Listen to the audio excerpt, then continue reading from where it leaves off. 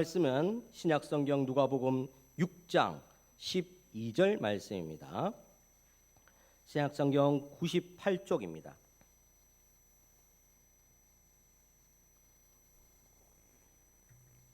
누가복음 6장 12절 말씀 함께 봉독하도록 하겠습니다. 이때에 예수께서 기도하시러 산으로 가사 밤이 새도록 하나님께 기도하시고 아멘. 할렐루야. 저는 한 2주간 만에 뵙는 것 같습니다. 다들 건강하셨습니까? 저도 건강합니다. 목이 아직 조금 그런 것 같은데 찬양하니까 할만한 것 같습니다. 우리 사랑하는 성도님들의 기도와 관심 덕분에 한 주간 원치 않지만 지나가는 코로나 잘 견뎌내고, 또 우리 성도님들도 한 주간 많은 분들이 또 애써 고통 가운데 지나갔지만 잘 견뎌낸 줄 믿습니다. 누구나 한 번쯤 지나가야 될 것 같으면 속히 지나가게 하시고 아프지 않고 건강하게 지나갔으면 참 좋겠습니다. 제가 한번 겪어보니까 이 건강만큼 중요한 게 없더라고요. 하나님 말씀 잘 듣고 찬양하고 예배 생활 잘하려면 우리의 건강이 참 중요한데, 하나님께서 모든 우리의 성도님들의 삶 가운데 그 건강 예배 잘 드릴 수 있도록 붙들어 주실 줄 믿습니다.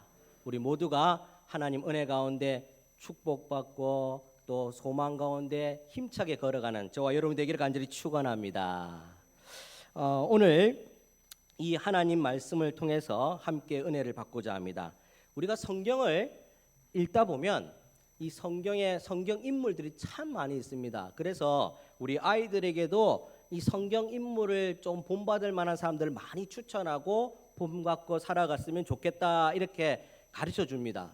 그런데 아이들이나 어른들이나 남녀노소 할 것 없이 성경 인물을 쫙 살펴보면 그렇게 살기가 참 힘든 것 같습니다. 좀 부담스러워요. 저렇게 헌신할 수 있을까? 저만큼 나는 견딜 수가 있을까? 예를 들어서 욥을 생각하면 저는 절대로 그렇게는 안 됩니다. 하나님, 그것만 피하게 하여 주시옵소서. 또 아브라함을 생각하면 이삭을 번제단에 올리는데 저는 절대로 안 됩니다. 그것만 피하게 하여 주시옵소서. 당연히 이렇게 기도할 수밖에 없다라는 겁니다. 참 성경 인물 따라가기에 부담스럽습니다. 그런데 하나님께서 성경 인물을 우리에게 보여주셨다면 또한 그만큼 할 수 있도록 우리에게 그 갈 길들을 지도해 주신다는 겁니다. 그래서 부담스럽지만 위로함도 같이 주시는 줄 믿으시길 바랍니다. 야고보서 5장 17절 18절 말씀입니다. 우리 함께 봉독하겠습니다. 시작. 그가 비가 오지 않기를 간절히 기도한즉 3년 6개월 동안 땅에 비가 오지 아니하고 다시 기도하니 하늘이 비를 주고 땅이 열매를 맺었느니라. 아멘. 어떻습니까? 위로함이 되지 않습니까? 엘리야 같은 사람, 안 됩니다, 안 됩니다.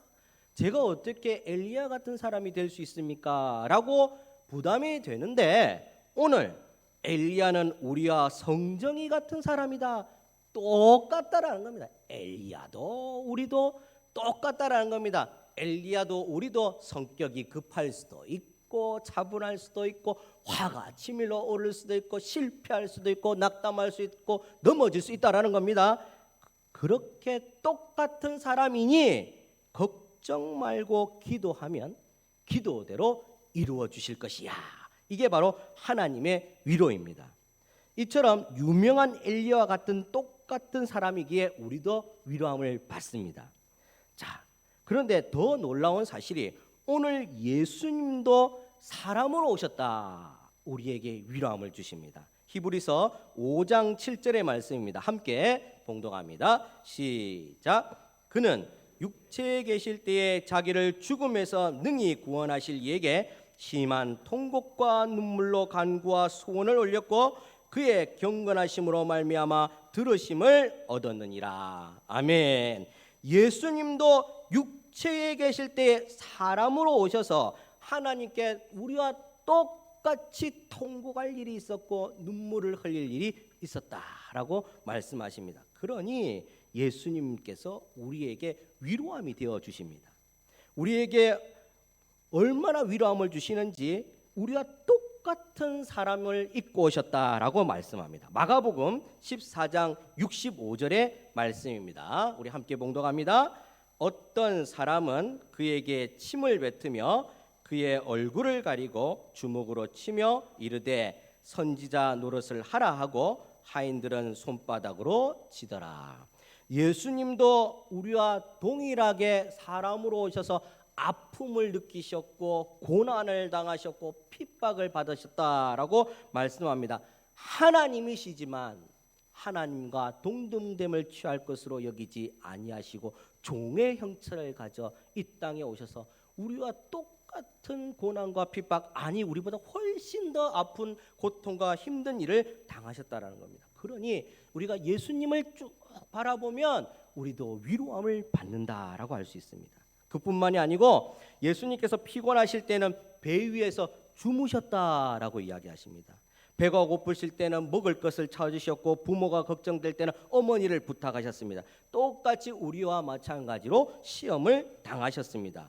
그러니 예수님이라고 하면 저 멀리 저 세상 분이 아니시라는 겁니다. 오늘 우리와 같이 움직이시고 우리 속에 살아 숨쉬시고 우리 옆에 계시고 안에 계시고 위에 계시고 앞뒤에 계셔서 우리와 똑같이 움직이시는 분이 예수님이다라고 할 수 있습니다. 참 인간이셨다라고 볼 수 있습니다.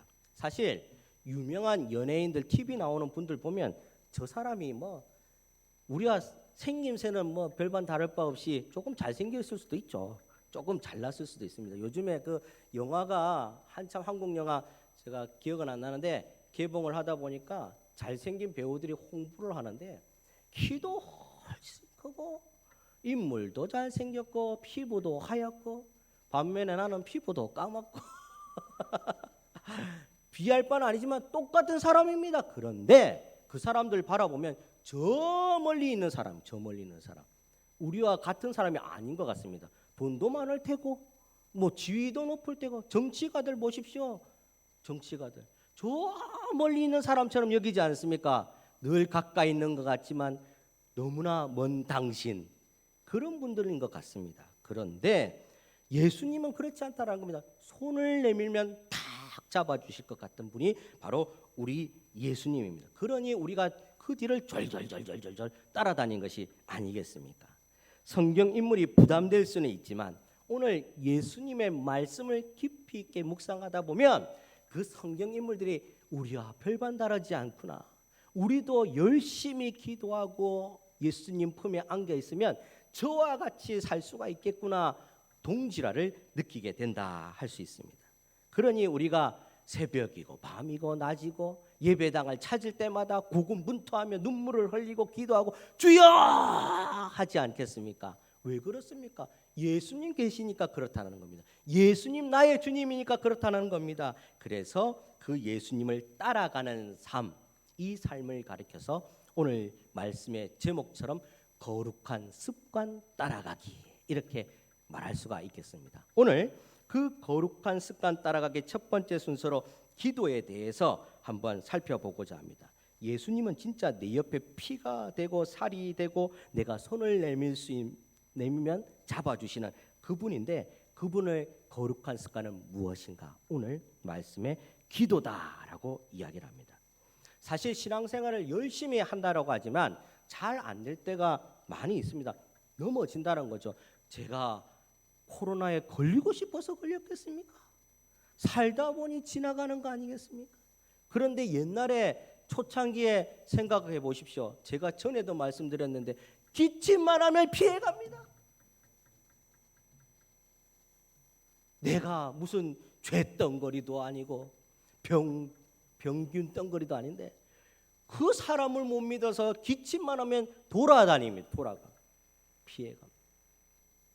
우리가 그렇게 되고 싶어 그런 거 아니지 않습니까? 우리가 신앙생활 할 때 잘하고 싶습니다. 늘 열심히 하고 싶고 늘 성공하고 싶습니다. 그런데 사람인지라 잘 안 됩니다. 기도를 정말 열심히 청산유수처럼 하고 싶습니다. 그래서 써서 오고 외워서 오고 하지만 잘 안 됩니다. 이 자리에 서면은 덜덜덜덜덜 떨릴 때가 있습니다. 제가 처음에 그 신대원에 처음 가서 설교 실습을 하는데 설교 실습 단상이 조그만합니다. 요만합니다. 요만한데 선생님과 이 학생들이 앉아 있는데 불과 20명 남짓 앉아서 이 제 설교를 실습하는 걸 듣습니다. 한 15분 주고 설교 실습을 하면 어찌나 떨리는지. 왜 그렇습니까? 전부 다 네가 설교를 잘하는지 못하는지 보자. 틀린 곳이 은혜 받을 생각은 전혀 없고 틀린 곳이 있는가 없는가 보자고 체크를 하기 때문입니다. 얼마나 떨립니까? 나는 열심히 하고 싶지만 상황이 그렇게 되지 않고 내 속에 죄가 여전히 있기 때문에 잘 안 됩니다. 기도라는 것도 마찬가지 그렇습니다. 그런데 오늘 주님께서 기도는 훈련해야 되고 연습해야 된다. 그래서 주님께서 미리 우리에게 보여주시고 있습니다.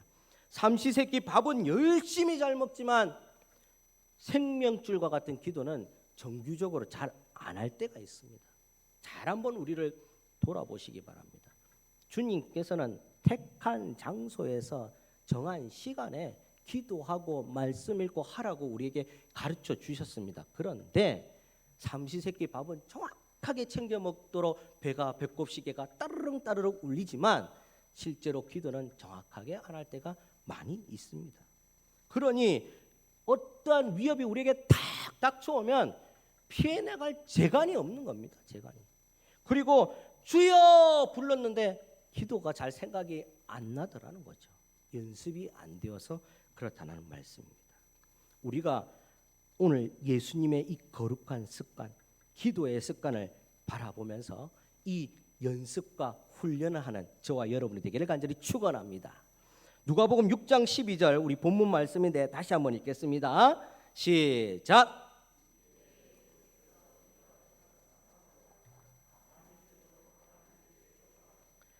주님께서 기도하시러 산에 갔다. 그리고 밤이 새도록 기도했다라고 합니다. 오늘 누가복음 6장 12절의 말씀 요 절만 보면은 우리 주님 기도하시는구나라고 생각할 수 있는데 어떠한 배경인지를 알면 기도가 왜 중요한지를 알게 됩니다.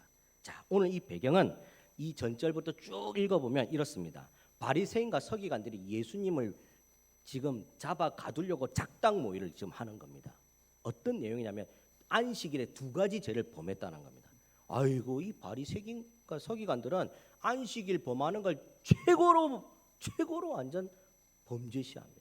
그러니 예수님께서 한 가지도 아니고 두 가지를 범했다는 거죠. 첫 번째는 예수님의 제자들이 예수님과 거닐 때 밀밭 사이로 가면서 밀이 있으니까 이거를 비벼서 먹은 겁니다.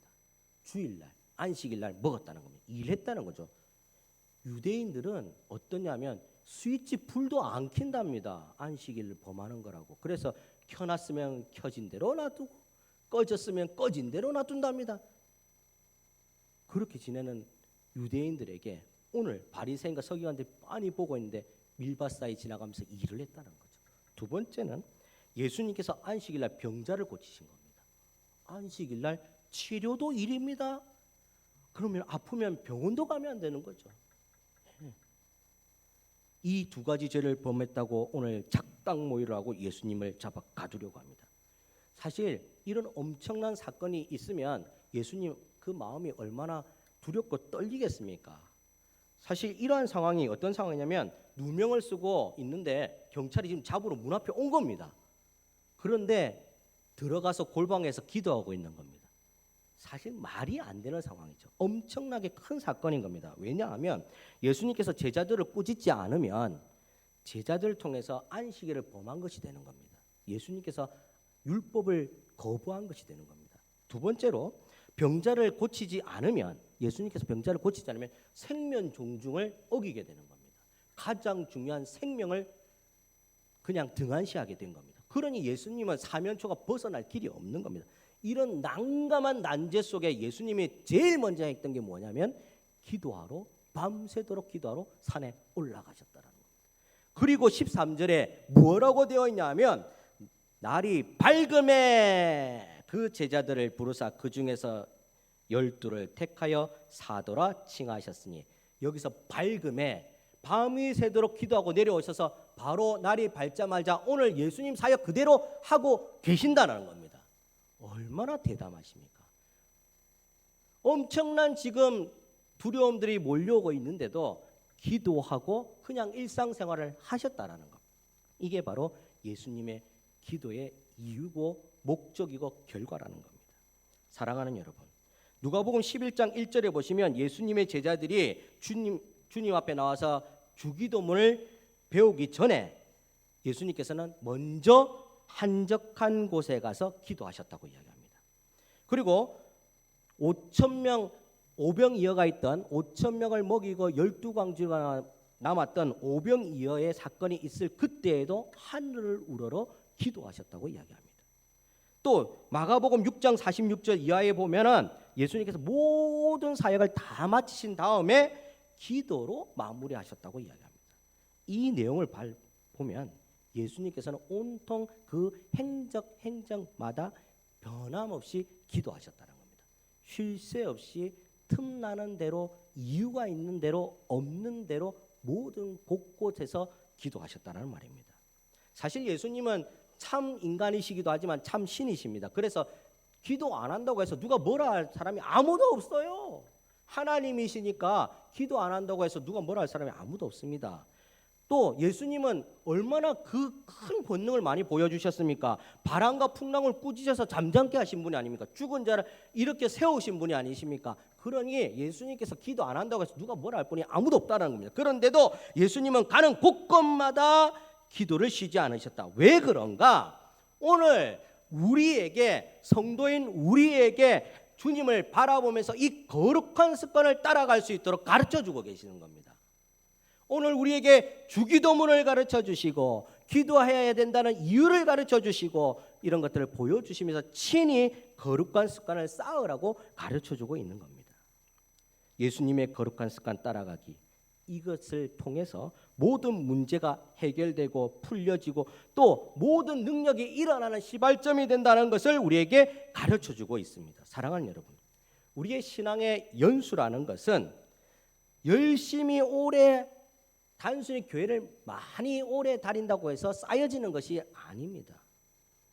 먼저 된 자가 나중되고 나중된 자가 먼저 된다고 우스갯소리로 우리가 참 많이 말을 하는데 단순히 우스갯소리로 이야기할 것이 아니라는 겁니다. 아이고 몇 주 전에 이렇게 예배당에 처음 왔는데 기도를 들어보니까 나보다 훨씬 낫네. 야, 먼저 된 자가 나중되고 나중된 자가 먼저 된다. 이렇게 단순히 쓰는 말씀이 아니라는 겁니다. 이 말씀의 뜻이 무엇인가를 살펴보면 오늘 왜 우리에게 거룩한 습관이 필요한지를 알려줍니다. 당시 베드로가 마태복음 19장 27절에 이렇게 묻습니다. 주님, 우리는 주를 열심히 쫓기 위해서 다 버리고 왔는데 우리는 뭘 얻을 수 있겠습니까? 무엇을 얻습니까? 라고 이야기를 합니다. 그랬을 때 주님께서 베드로에게 나중된 자가 먼저 되고 먼저 된 자가 나중된다고 말씀하신 겁니다. 이 뜻이 무엇인가?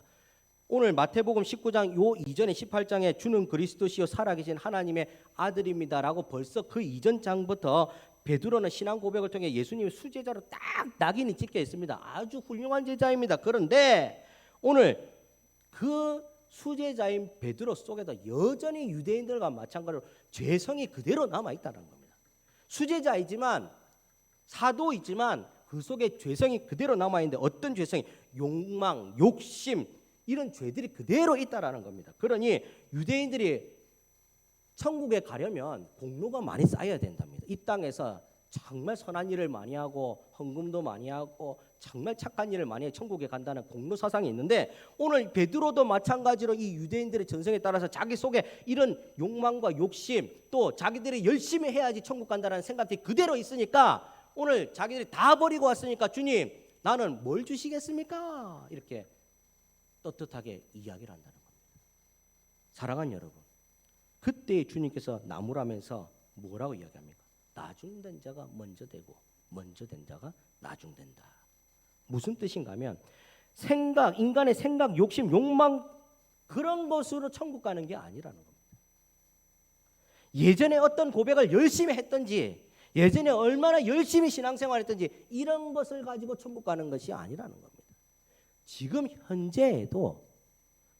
현재에도 열심히 열정적으로 최선을 다해서 주님을 믿고 따르고 기도하고 생활하고 있느냐, 이것을 물으신다는 겁니다.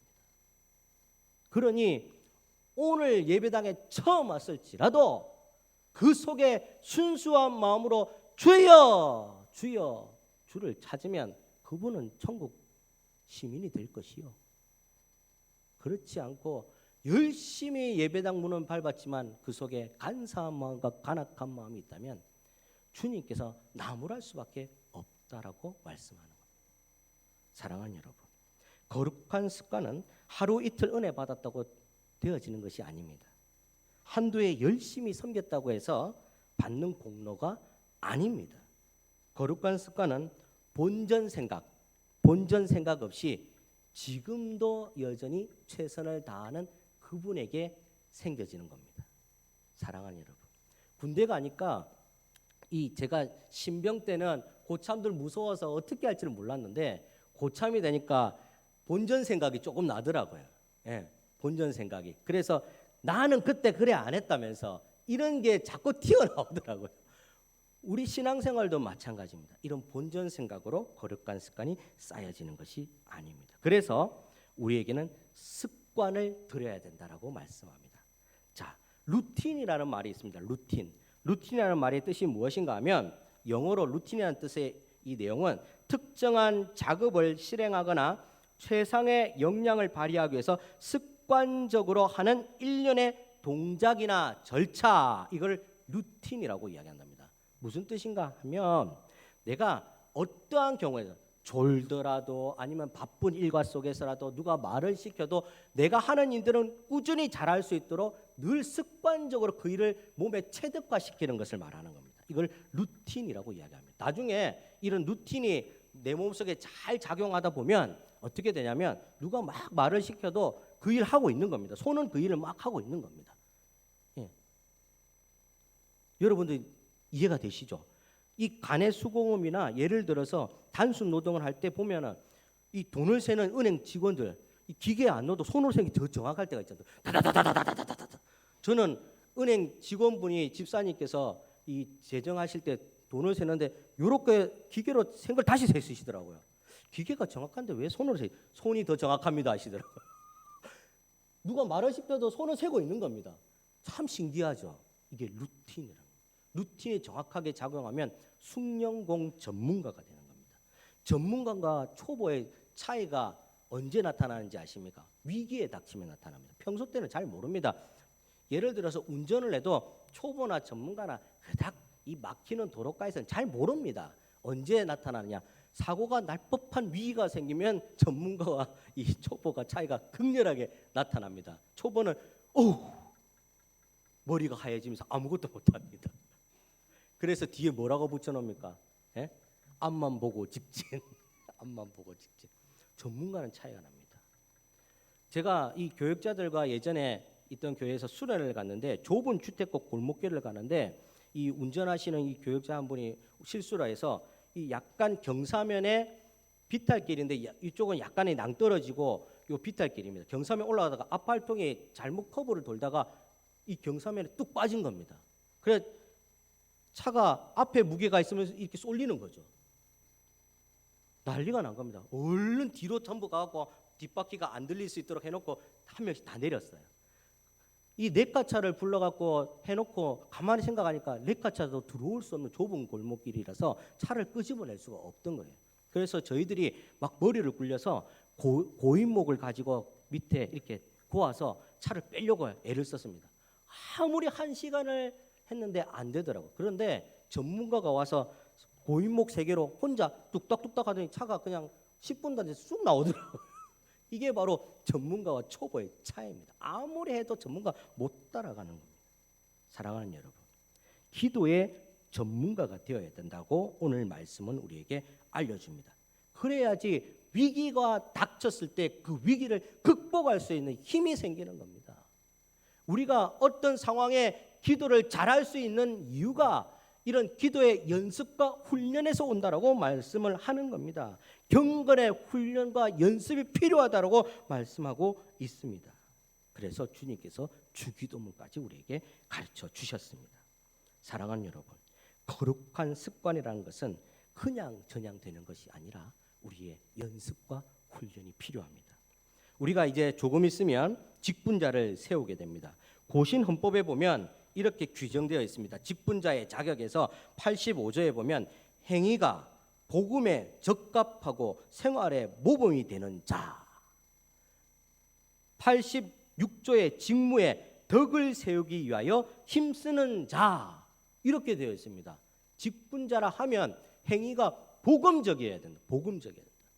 그리고 그 직무라 하면 덕을 세워야 된다. 어떻게 덕을 세우고 복음적일 수 있습니까? 어떻게 그 표를 낼 수가 있습니까? 여러분들, 기도하는 분들이 표가 나게 되어 있습니다. 여러분들, 기도하는 분들이 어디가 달라도 다르게 되어 있습니다.